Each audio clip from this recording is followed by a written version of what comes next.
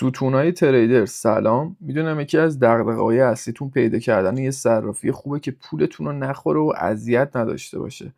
قبل از اینکه بهتون یاد بدم چطوری یه صرافی خوب رو پیدا کنید و 3 تا از بهترین صرافی‌هایی که در حال حاضر به ایرانیا خدمات میدن رو بهتون معرفی کنم، یه زحمت بکشون 60 مبارکت رو بزن رو دکمه ساب، ویدیو هم لایک کن که بریم سراغ ادامه ویدیو. دمت گرم. خب ببین بچه‌ها، برای پیدا کردن یه صرافی یا بروکر یا پراپ فرم خوب، یکی از سایتایی که خیلی خوبه الان و مرجعه سایت ایران بروکره. شما وارد سایت ایران بروکر که بشی، از این بالا تو قسمت دسته‌بندی میتونی بیای بر اساس حالا حوزه فعالیتت یه سری گزینه‌ها رو ببینی، انتخاب کنی و نظرات بقیه کاربرا رو روش بخونی. بر اساس این چیزایی که اینجا این بالا تو منو هست انتخاب نمی‌کنیم. حتی بر اساس چیزایی که توی این صفحه نوشته و امتیاز بندی هم خیلی نمیشه معیار بندی کرد. یعنی شما آخرش مجبوری که بیای نظرات کامیونیتی رو بپرسی، بچه‌هایی که حالا قبلا تو صرافی اکانت داشتن، دوست آشنا.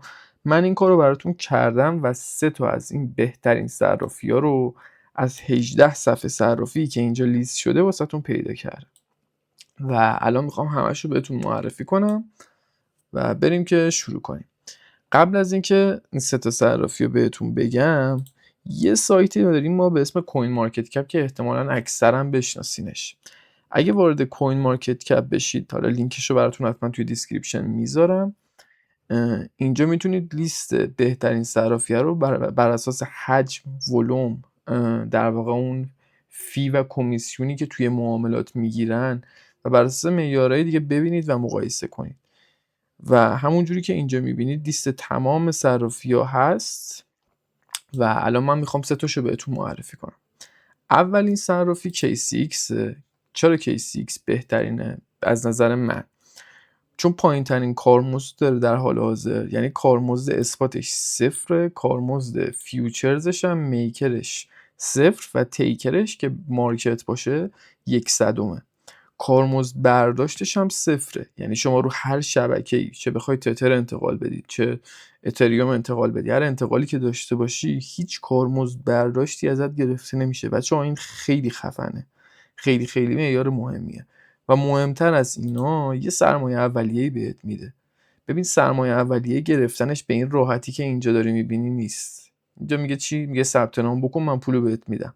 اصلا اینطوری نیست. من برای بیشتر از 2000 نفر این سرمایه رو گرفتم، تو پیج اینستام گذاشتم، خیلی از بچه‌ها گرفتن و الان میخوام به تو یاد بدم بگیری.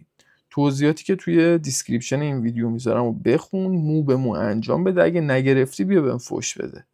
تضمینیه.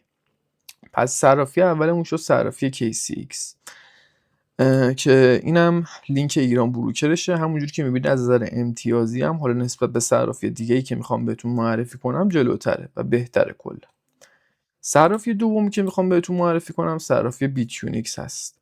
حالا خیلی ممکنه بگن چرا البنک رو رتبه دوم نذاشتی، چرا بیتیونیکس رو آوردی؟